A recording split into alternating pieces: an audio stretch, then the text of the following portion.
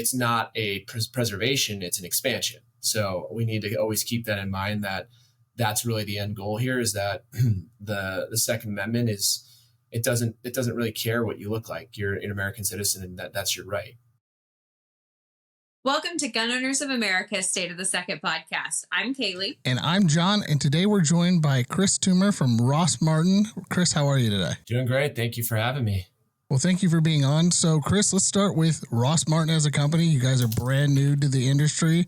Kind of give the backstory of how you guys kind of became Rost Martin. Yeah, thanks. So my wife, Stephanie, and I started the company. We kind of right around 2019, 2020, we were seeing the industry, and there were obviously a lot of people coming into the industry, into the firearms industry that weren't there previously. And so we were both working in the industry at the time. And we were kind of trying to figure out what can we do to help further the Second Amendment. We both have such a reverence for all of the companies that have gotten us to this point.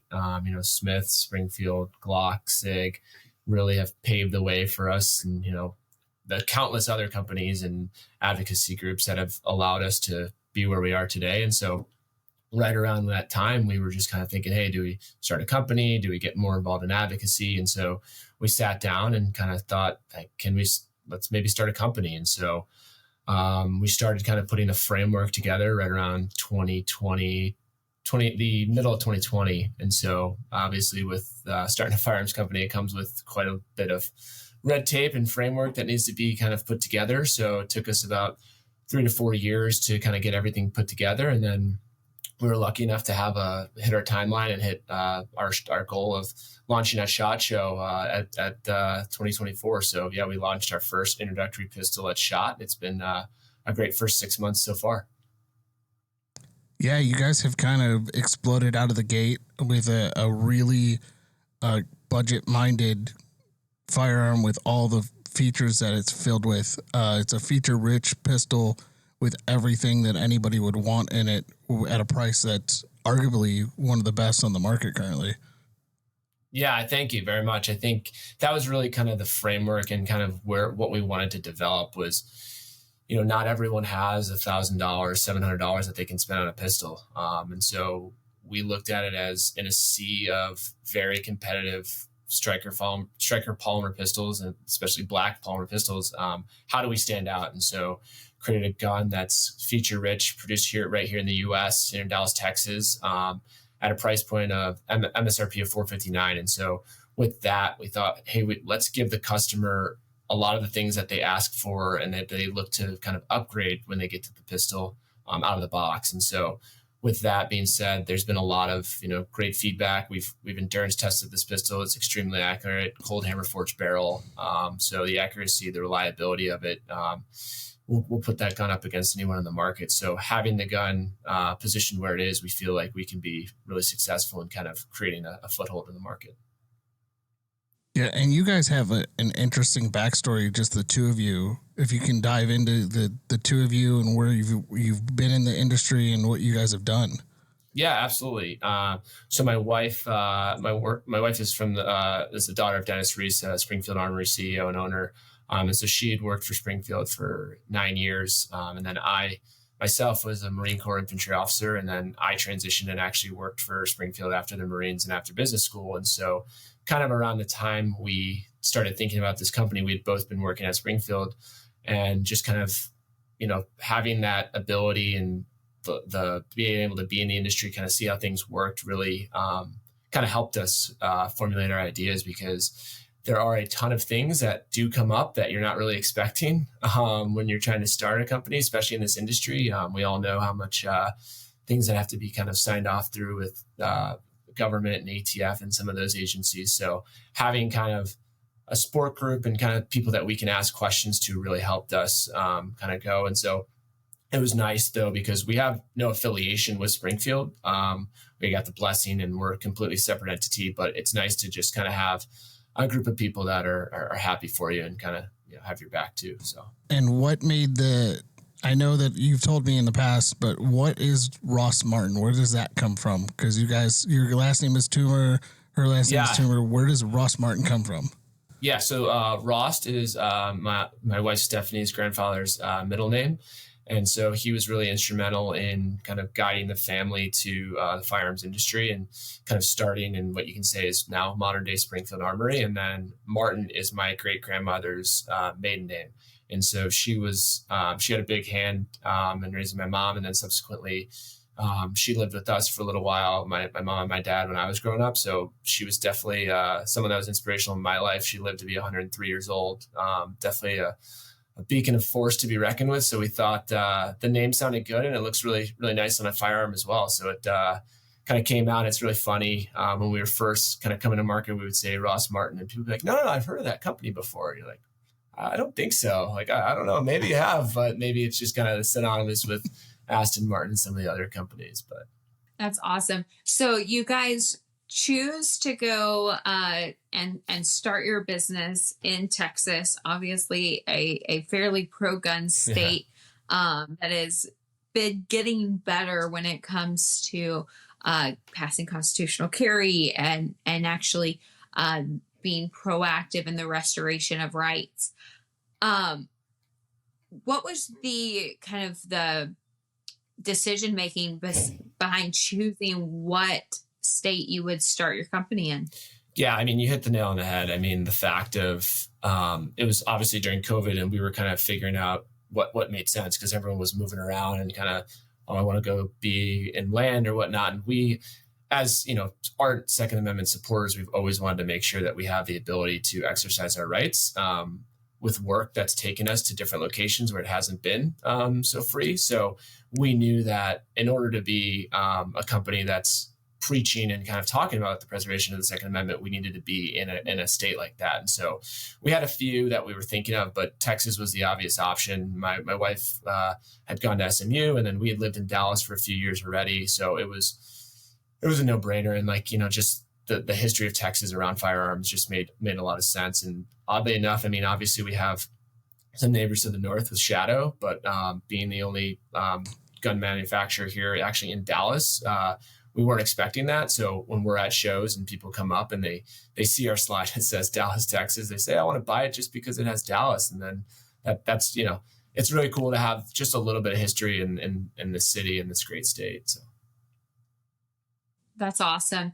And, you know, a lot of people that kind of dream of owning their own firearms manufacturing and starting their own company and bringing something to the industry, I think a lot of the inhibiting factors lie within, you know, are there qualified people to work in the state? You know, are the laws going to help or hurt you when it comes to having a product to get to market in the first place? And so I really commend you guys on not only starting a great company, but having those values at the beginning. And so you're not having to play catch up when the political winds change. You know, Texas has a huge tradition in the Second Amendment, and thankfully under recent leadership, it continues to get stronger in the fights for the Second Amendment. I know we file lawsuits regularly with your AG Ken Paxton out there, you know, working to not only fight for the Second Amendment, but hopefully restore some of what the bureaucrats are trying to take away from everyday citizens. Yeah, no, I think that's so true. And for us, I mean, becoming a company that's based in Dallas and here in Texas is, you know, that hopefully that's just a start. You know, we would like to, as we mature as a company, get more involved in some of that advocacy because we think it's so important. Because the way we say it is we want our kids to have the same rights under the Second Amendment that we have. And so what we don't want to see is an erosion of that. And so we need to do our part as gun owners, as company owners, and people that, you know, are ardent supporters of the Second Amendment to ensure that we're doing our part, whether that's, you know, working with you guys or just, you know, getting out and getting to more ranges and getting people trained, whatever it might be. I think that becomes incumbent upon us as a company to make sure that we're doing our part as well. And that advocacy that you guys do, it doesn't just have to be showing up to your state capital. Right. You know, you guys we're at the National Women's Range Day that we did in Texas. And that's always an exciting event for us anytime we do women's range days, is because so many of the women who attend are first time gun owners, or they're first time shooters where they haven't even purchased a gun yet. And they're eager for the opportunity to learn and to get trained. And, it was great to see that at that event. But you guys were busy the whole weekend. Yeah, no, I mean, it was a really cool event. Obviously it being our first event with you guys, and then just kind of early on in the process for us in general. First of all, thank you for inviting us and having us there. It was really great. I mean, I didn't really know exactly what to expect going in. And so being able to kind of be on the line and helping, assist in, and probably 30%, 20% of women's first time ever shooting a firearm and having it be our firearm was a really cool experience. And honestly, like at the end of it, about a couple hours in, it didn't even feel like I was there necessarily on behalf of the company. It was just, hey, this is a GOA event. I shoot. I taught a lot of people how to shoot, and it's nice to kind of just see that look on their face, either whether it's their first time shooting or they don't know kind of how to get more into shooting. They've somehow been gifted a gun and they want to shoot it. So I think that was just kind of one of those events. And, I hope you guys, there'll be more of those and coming down the pipeline and we can participate, because I thought from start to finish, that was a great event. And I mean, even not even the shooting line, but also kind of just the different kind of other events that happen, and just also the social aspect of it as well. There was definitely a lot of people that were there just to kind of network and talk to people and just kind of, feel out the Second Amendment. And I think that's a huge part of it, right? Having a place where people feel comfortable talking about it. How do they educate themselves? Where do they go for training? I think that's huge. And so thanks again for you guys for putting that on, because that's a really great event. Thank you for saying that. It is the greatest example of, if you build it, they will come. Right. And so, our range days for used to be very small, like 20 people. And then they've kept getting bigger and bigger. And then now we've decided to do regional ones. And then we have the big one once a year as well. And the whole reason is people are community driven. Like, we can try to pretend all that we want that, everyone is an introvert and no one likes spending time with one another, but that's just not human nature. And especially when it comes to finding friends that enjoy shooting, finding people who might not fit your atypical friends, but you're interested in firearms and you want to defend yourself. It's crazy to me, because I would never have been that person that doesn't know anyone and shows up to an event completely novice and just does it. Yeah. But there are women that do. And I love seeing those kind of events, because I think it takes the advocacy from a ethereal place and really allows it to be tangible, and for us to see instant benefits where someone joins the Second Amendment community, falls in love with their Second Amendment right, and can't wait to go bring the next person to the range. And that's the kind of chain reaction that I think will completely revolutionize what the quote unquote traditional gun owner looks like. Yeah, no, I totally agree with you, because I mean, just think about it from a practical sake of, someone that might live in Dallas, they didn't grow up with firearms, but they've now gotten to Texas, they've heard about it. And then they might work in a corporate environment that's, not necessarily Second Amendment friendly. And so they don't necessarily want to go talk to their coworker about going to the range or whatnot. And that's, at the end of the day, people you interact with the most. So having that outlet of someone that you might be able to go ask questions with, do classes with, and then it kind of just turns into something bigger too, right? You become a shooter, you become an advocate for it, and you start doing maybe IDPA competition shooting and things along those lines. And then that turns into, as you said, a huge chain reaction that's only a net benefit for our industry. No, I couldn't agree more. You were on the range all of Saturday. Yeah. Stephanie was standing at the booth, which had the line of women going into the range. So what, you guys had two separate experiences. What did you guys take away from that? Because she was talking to everybody before they got in. You were talking to everybody who got in. So what was that like? Yeah, I mean, I think obviously we were just a few months into the market. And so I would say probably 20% of people who had heard about us.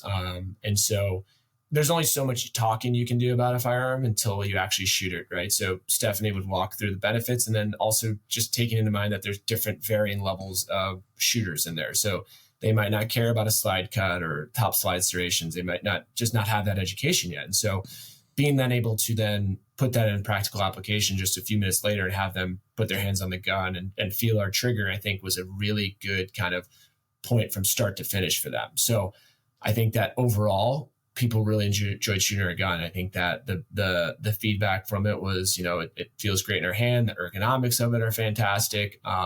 And I think people found it as a gun that they could see themselves purchasing. And we actually had people go straight to the counter because our gun was being sold at TGE, Texas Gun Experience, right there, and buy a few right there on the spot. So, well, it wasn't necessarily our intention to just say, hey, go buy our gun. I think it was just kind of a reaction of being able to shoot our gun on the range. And there were more than a few women that circled back to shoot several magazines through the gun. So they were like, is it That's okay? awesome. I was like, yeah, sure, go ahead. It's no, it's not fun at all. No, that's awesome. So what is your experience been like? You've done a few events now. What's your experience been like where people walk up to you and they find out that you and Stephanie, who are the owners of the company, are actually standing there at the booth or at the event talking to people, where most of the time the owner's kind of like hidden away somewhere in the office or something? Yeah, no, I think really that's what Steph and I have really tried to focus on is, even when it comes to customer service, if you see there's reviews people talk about, they're like, yeah, I had a question about something and then literally the owner of the company called me. And so I think that's kind of how it starts, right? I mean, and how we want our company to operate is that, like, we are concealed carry people. We love shooting. We're just the owners of the company. We want to provide great products and we want your experience to be as beneficial as possible. So the worst thing that happens to people is they call or email something and they're like, well, I never heard anything back, or it went into this echo chamber, or whatever it might be. So I think that translates to the events too, is when we're standing at a booth and we're talking to people, is I don't introduce myself as the owner. I just talk to them and talk about the gun. And then they ask me like, oh, do you work for the company? I'm like, yeah, I actually own the company. And they're like, oh my goodness, like that's amazing. And so I think just kind of seeing that reaction is really cool. And just, some people might have a negative reaction sometimes, but then listening to that direct feedback also is good to hear too, because I'd rather hear it unfiltered from someone that is giving me feedback rather than some filtered or diluted thing. So I think, I want to attend and be in the booth of many events as possible, schedule depending. We do have 2 young kids at home, but we kind of split duties and we'll just try and make it to make sure that we're there in person, because I think that's where you get the most benefit especially as a young company. And that's not to say that as we grow, we're not going to be there, because I want to continue to be there, because selfishly, it's also fun to go to these events and see kind of what everyone else is doing and talking about, and just kind of talk to people. So, yeah. Now, we talked about this before the show. The media describes gun owners as old white men. Clearly, you're not an old white man. Stephanie's a female. What's it like being a minority owner of a company as well as having a female owner of a company? What's been the reception from people when they find out? Yeah, the thing that is so great about, I think, with our community too, is like people just want a gun that functions well and that they like, and that they can go to the range and shoot and they know that's going to function. And so I think people are sometimes maybe taken aback just because it's a little different and it hasn't been, very well represented in this industry. But overall, I mean, it's a huge positive reaction to it. Everyone's like, oh, that's super cool. And like, I think it just also speaks to where our industry is going. I mean, we saw it in COVID. Like, we have so many more shooters coming into this industry. And like, I think it's great that, we can be a company that represents something that's a little different, but at the end of the day, we're all striving towards the exact same thing. We might, I might be a minority and Steph's a woman, but at the end of the day, all we want to do is create a great gun, great price, and just, do what we can to continue to preserve our Second Amendment rights, because that's really all that matters. I mean, black, white, whatever, your creed, race, or anything. It doesn't matter at the end of the day. It just means that I want to provide a product that you can shoot and not have people infringe upon that right. What I love most is that people are recognizing that the Second Amendment community is not a monolith, and the companies within the Second Amendment industry are not a monolith. And the importance of that is when you see the narratives and you see the attacks that are so pointed at gun owners, they love nothing more than to reduce us and say, well, you know, you're old white men, or you're this or you're that. And it doesn't matter what quote unquote you are. What matters is that this is a constitutionally protected right. And what matters is that you have the right to protect and defend yourself, and that you have the ability to not only buy the firearm of your choice, but to train and train well with it.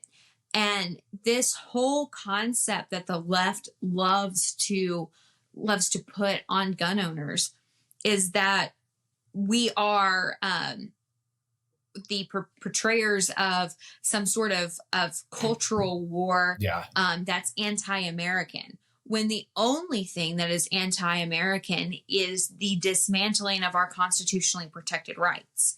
And so I love that you guys handle everything with so much poise and grace, because you all are probably the most pointed attack against what the left is trying to do when it comes to the Second Amendment. And what I love more than anything is that you guys recognize the agility that it takes to be an advocate, and you want to be a better advocate for your children and for your grandchildren. And that's what it's going to take to see the restoration of the Second Amendment. You know, everyone wants to talk about the defense of the Second Amendment, and I can talk about it all day long. But the reality is we've lost a significant amount of ground because people have allowed legislatures and bureaucracies to dismantle the 27 words penned by our founders. And so I think it's important that when we recognize the wordsmithing of the left, and when we recognize the attacks on the Second Amendment, that we realize that this isn't a new line of attack. Right. It is something that they've been doing for generations, and it's up to us to stand up and stop it. Yeah, I mean, it's a slow etch, right? You know, it's let's do this, and then it doesn't make much noise, and then we'll pass this, and then it doesn't make much noise. Excuse me. But you know, when you add that up over, 10, 20, 30 years, and then that's when you start to see, wait a second, I didn't know that, I wasn't paying attention to that. And so, we need to be cognizant of this, is that it's an ongoing fight. We need to make sure that we're doing what we can. We're voting, and it's a lot of local things too. So, I mean, I think we need to ensure that we're, as you said, like we're a different representation of what it looks like. And so that's really important for us. And John, you alluded to the fact of being at these different shows. That's important for us, right? Like us being there, because we look a little different than the normal owners of the business. That's important to us because it gives, I think, people see that and they're like, okay, like we've got more advocates for this than we might think, that are continuing to do this fight. So, I mean, we're into, do what we can. And I think that it's, as you said, Kailey, it's not a preservation, it's an expansion. So we need to always keep that in mind, that that's really the end goal here, is that the Second Amendment it doesn't really care what you look like. You're an American citizen, and that's your right. Well said. So walk me through kind of those early kitchen tabletop when you guys are designing, where you're going to fill a need within the Second Amendment community. We've talked about the fact that you guys have a ton of features in your firearms. But when you guys were designing, what were the things that you were like, these are, what's left off at the table sometimes? These are the things that, we're going to make the biggest impact and really be known for. Right. So we actually, we have a partnership with AREX. So they're a Slovenian-based company. And so our gun is we re-engineered that Delta 2 to be an American-made gun that we produce here. And so kind of just backing it up a little bit more, we saw that gun and we're like, man, this is a great gun. It runs well. We need to add these features. And so we walked through the trigger, we walked through the slide, we walked through some of the internals, and we're like, let's tweak this and let's kind of look at, I ordered so many and shot so many guns during this time period because I just wanted to know like what myself thought of each gun. And then I would give it to someone else and get their feedback too of like, hey, what do you think's missing on this? And so for us, it was kind of like you can't put everything into a gun, like especially if you want to offer it at a price point that kind of remains competitive. But, what is it that we could stick out and having? And so like, even just the addition of like our top slide serrations, that's something that you might see more so like an aftermarket product, and just kind of thinking through the things that you hear on, YouTube videos and things along those lines of, hey, I was shooting cold weather and I had a problem with, getting my glove hand into it, accessing the trigger. So just extending the trigger guard and making it proportional to the gun.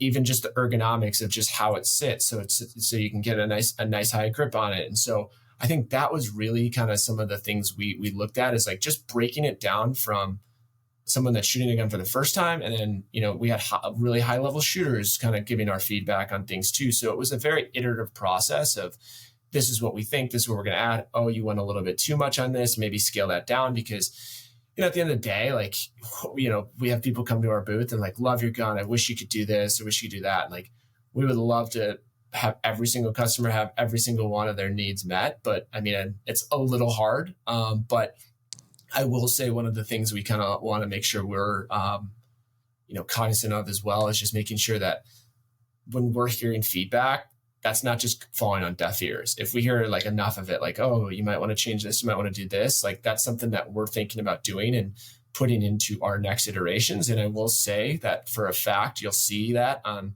some of our next products, we're pretty nimble in our ability to kind of shift on the fly. And so you'll see in our next iteration, some of these things that you guys have talked to us about on this first RM1C offering.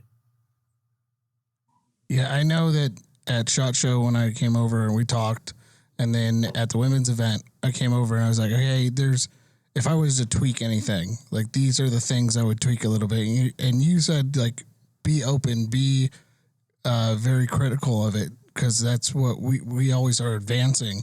And I brought up a few talking points and you're just like, yep, you're not the first one to say that. Yeah. Or, hey, yeah, we're looking at this for the second one.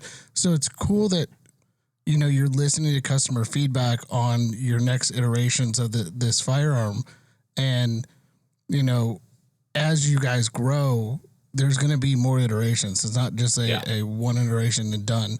So I applaud you for that. I also want to get into, you guys started a new firearms company. What were some of the biggest hurdles you had to get over while doing that, starting that company and getting it off the ground? There's got to be, you said you guys started 2019, 2020, launched at SHOT Show 2024. That's 4 years. That's a lot of work and time and effort to go into that. Yeah. Just first of all, starting with just kind of the engineering and process of development of firearm that takes several years, to even bring to market. So right there, you're looking at, okay, you got this, but now let's give yourself at least 24 months on a low end of just bringing that out. So that's kind of one of those things. And then also just kind of not getting, as I mentioned earlier, not getting in your own way of like, well, let's just add this, let's add this. At some point, you got to say, all right, we're going to market. So, we definitely had a little bit of that of wanting to kind of fine tune every last thing and get it exactly where, and what we have now, I think is exactly what we wanted. But, you can kind of, as I said, get in your own way there. But I think also some of the hurdles that we ran into is just kind of making sure that our space also was correct. So, and what I mean is like our actual physical space. You have to have a warehouse, you have to have stuff place for manufacturing, you have to have a team. And so, getting the different permits and okays from different governments and government officials and things like that, whether it's local or whatever it is, was a larger hurdle than I thought it was going to be. And then, you have to kind of, as you're coming to market, time the idea of when you're going to kind of scale up your team as well. So that was something that we brought people on, but we're like, hey, we have this much that we're doing now. And like, you don't want to have too many people on before doing not doing stuff. So that was kind of one of the bigger hurdles. And then also just kind of finding your identity, trying to figure out something that's, at the end of the day, we didn't say we're like creating a completely different firing mechanism that's never been seen in the industry before or anything along those lines. It's, we took a platform, we think we made it better. We offered it at a really competitive price to make it here in the US. And so how do we kind of steer that messaging? What are we giving to the customer that they don't have? And so that takes some time too. So it's a multitude of things, and you certainly don't want to rush it when you're first coming to market because you really only have one chance to launch. Yeah. One of the things that really excites me about your all's price point is it is perfect for that first time gun owner who doesn't have the budget to go and get everything aftermarket to make it exactly what they want, but they want something reliable that has a lot of the bells and whistles, and out of the box is something that they could be proud of. Nothing kind of hurts my soul more than going to a class with like a first time gun owner and they've just spent all of this money on a firearm, and the instructor's kind of going through the life applications of owning their firearm and what they want to use it for.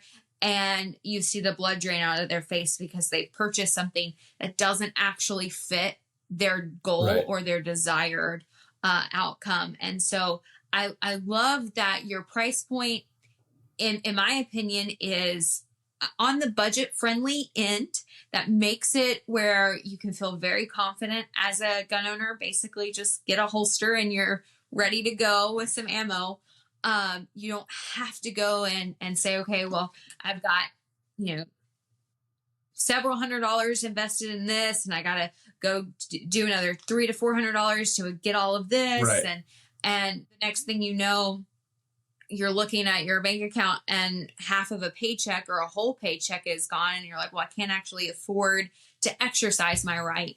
At least not maybe to the level that I wanted. And so, I'm especially in this economy, I think that what you guys have done at the price point that you've done it on shouldn't be understated, because it really is, for a lot of first-time gun owners or people who are looking to upgrade, just about perfect. Yeah, no, thank you for saying that. I mean, that's really what we wanted to also create, is a something that, the aftermarket, as you alluded to, is something that, I got to go do this. I got to put this trigger in. I got to put this on. And so I got to get it milled, or whatever it might be. And so I think that's what we wanted to create, is a gun that if you take it straight out of the box and run it, you can run it forever. You don't need to do upgrades to it. You don't need to kind of take it to your local gunsmith to have them work magic on it. You have an ability to run a pistol from start to finish that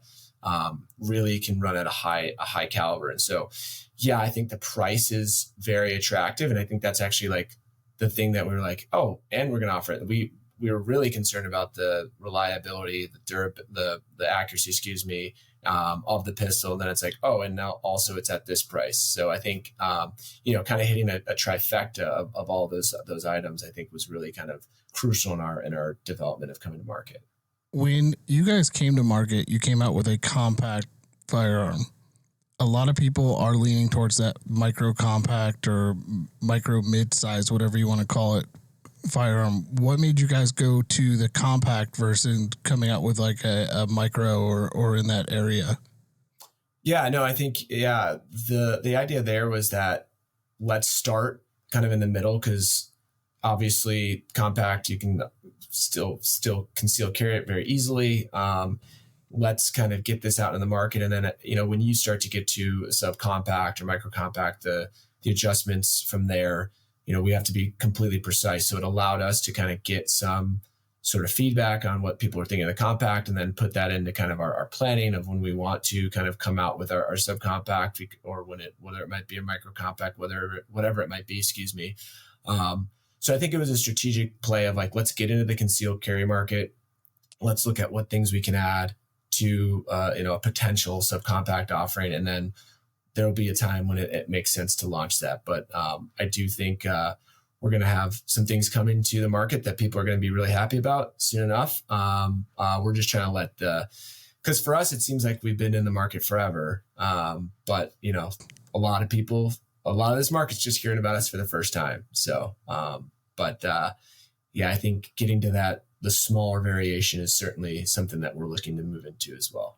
Where can everyone find you on social media, on the interwebs, all of that great stuff? Yeah, you can check out our website, rostmartin.com, or you can go to Rost Martin Inc. on Instagram, and I think it's just Rost Martin on Facebook. We're on Twitter as well, so Rost Martin there. Rost Martin Inc. was the one for Instagram that we needed to kind of work around. So someone somehow had that handle already. But it's...